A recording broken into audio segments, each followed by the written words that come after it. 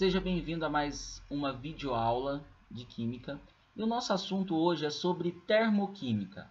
A termoquímica nada mais é do que o estudo das energias envolvidas durante uma transformação química, certo? Essas energias, elas podem ser divididas em dois processos: os processos endotérmicos e os processos exotérmicos. Bom, vamos começar aqui definindo o que é a entalpia. A entalpia nada mais é do que a energia que cada substância apresenta, certo? E ela vai ser representada pela letra H. Importante colocar que a entalpia ela não pode ser medida diretamente. Para a gente determinar a entalpia de uma substância, é necessário que nós possamos calcular a variação de uma entalpia. A variação da entalpia ela é calculada a partir da entalpia dos produtos menos a entalpia dos reagentes, ou seja, a entalpia final menos a entalpia inicial. Toda substância apresenta uma quantidade energética armazenada.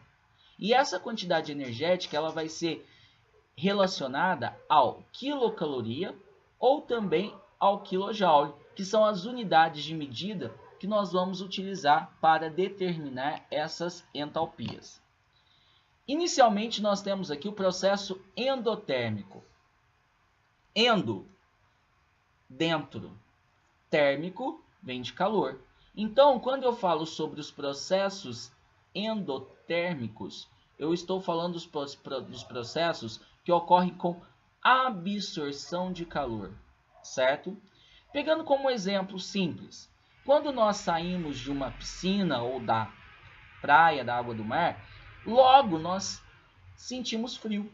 E qual que é a explicação disso? Bom, o nosso corpo está cheio de gotículas de água no estado líquido. E a tendência é que essa água passe do estado líquido para o estado gasoso, ou seja, o estado de vapor.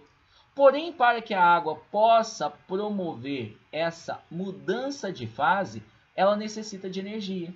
E de onde ela vai retirar energia? Do nosso corpo.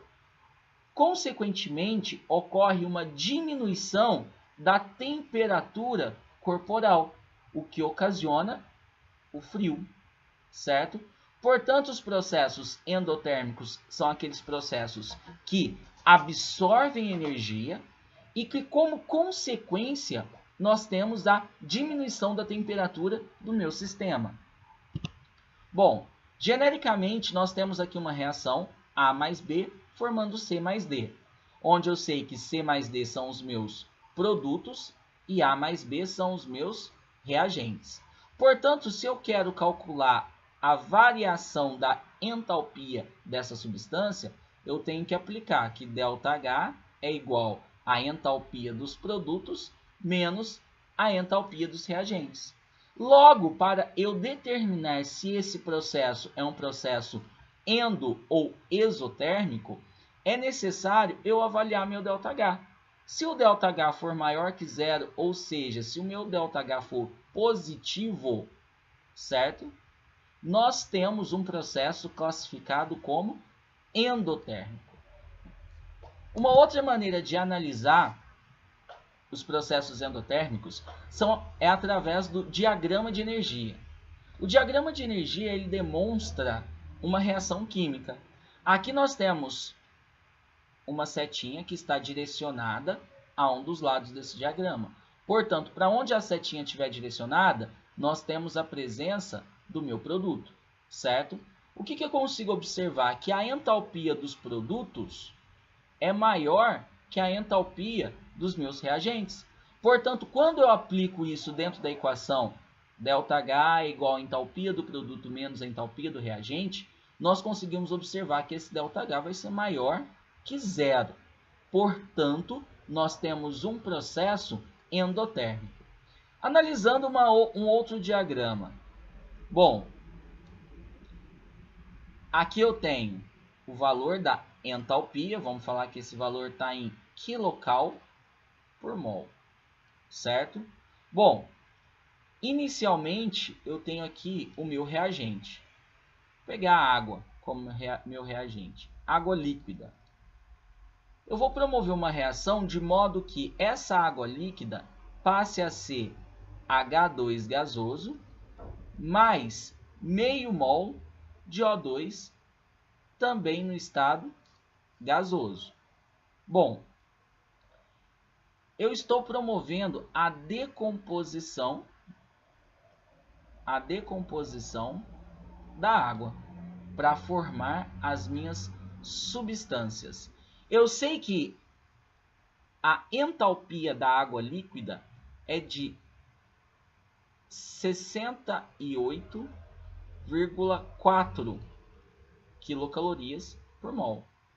Portanto, eu posso afirmar que essa reação ela representa um processo endotérmico, uma vez que eu tenho a existência de ΔH igual a mais 68,4 quilocalorias por mol. Então, para cada mol de água decomposto, vai ser necessária a absorção de 68,4 calorias.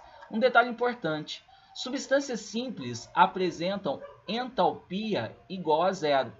Isso foi um valor correlacionado, certo? É um valor que foi aplicado, um valor determinado. Bom, como que nós vamos representar essas equações? A primeira equação, ela representa a decomposição da água líquida, assim como nós vimos lá. Percebam que o ΔH é positivo, assim como o ΔH que nós retiramos desse diagrama. Se o ΔH é positivo, portanto, indica um processo endotérmico. Porém, uma segunda maneira de promover a representação de processos endotérmicos seria o reagente, no caso a água, está absorvendo 68,4 quilocalorias, formando H2 mais meio O2. Percebam que agora eu não representei o ΔH, eu representei a entalpia necessária para promover a decomposição da água. E uma terceira situação seria o seguinte, eu tenho meu reagente e lá no meu produto eu estou indicando que foram perdidos 68,4 kcal. Então isso aqui, pessoal, indica que para formar H2 e meio O2 foi necessário que a água absorvesse energia. Bom, os processos exotérmicos. Exo significa o quê? Fora, certo? Então, quando eu tenho processos exotérmicos, nós indicamos liberação de calor. Então, toda reação exotérmica libera calor. Por exemplo, quando eu promovo a queima de um combustível, nós verificamos um aumento da temperatura. E esse aumento da temperatura se deve devido à liberação de calor do meu sistema. Bom, representando novamente uma equação genérica, A mais B formando C mais D, onde eu tenho reagente e produto. Para eu determinar o ΔH dessa equação, eu teria que fazer entalpia do produto menos entalpia do reagente, certo? Porém, o que se percebe agora é que a entalpia do produto ela é menor que a entalpia do reagente. Se eu tenho que a entalpia do produto é menor que a entalpia do reagente, logo o ΔH ele vai ser menor que zero. Portanto, eu tenho um ΔH negativo. Então, toda reação que demonstrar um ΔH negativo, eu sei que é uma reação que representa um sistema exotérmico. O diagrama de energia para esses processos. Bom, entalpia inicial, ou seja, entalpia do reagente, entalpia final, entalpia do produto. A minha setinha está direcionada para baixo, portanto, indicando que os produtos estão com menor entalpia. Se eu colocar aqui H2 mais meio O2, que está formando água. E aqui eu tenho um valor de ΔH igual a menos 68,4 kcal por mol. O que eu vou estar indicando? Eu vou estar indicando que para formar a molécula de água, para formar uma molécula de água, ocorre a liberação de 68,4 quilocals por mol. Importante frisar, o sinal de negativo ele é apenas uma condição para que nós possamos afirmar que essa reação ocorre com liberação de calor, uma vez que não existe energia negativa. A representação das reações exotérmicas. Bom, eu posso demonstrar o ΔH. Se o ΔH é negativo, logo o processo é exotérmico. Uma outra maneira é colocar essa energia juntamente com os meus produtos. Portanto, observem que eu estou somando a energia de 327,4 quilocalorias da queima do etanol, certo? Juntamente com os meus produtos. Então, se eu estou somando essa energia, isso indica que é um processo exotérmico. Porém, se eu tenho essa mesma quantidade energética junto aos reagentes com um sinal de negativo, também eu tenho a indicação de um processo exotérmico, certo? Ou seja, isso aqui está indicando que houve uma perda de energia. Se perdeu energia, logo nós temos um processo exotérmico. Bom, agora analisando a variação da entalpia nas mudanças de estado físico. Nós temos três estados físicos comuns: sólido, líquido e gasoso.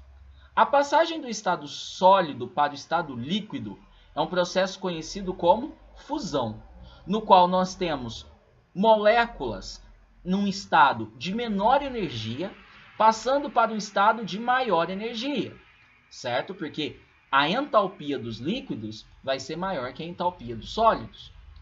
E se eu tenho um processo de passagem do estado líquido para o estado gasoso, logo nós temos um processo denominado como vaporização. E eu tenho, portanto, um estado de menor energia passando para um estado de maior energia. Portanto, os processos de fusão e vaporização são processos classificados como processos endotérmicos, certo?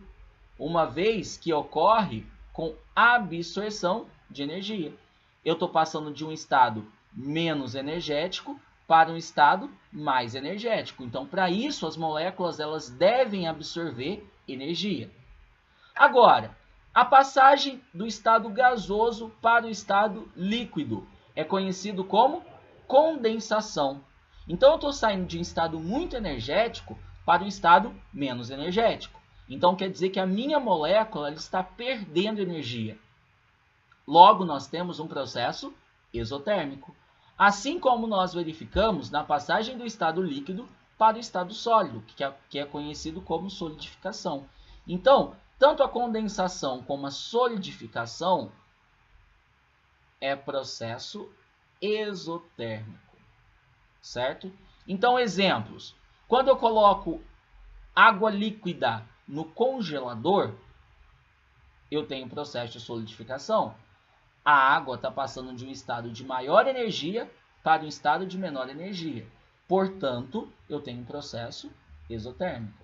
Eu também poderia determinar isso, que a entalpia do estado sólido é menor que a entalpia do estado líquido, que é menor que a entalpia do estado gasoso. Bom, por hoje é isso. Obrigado.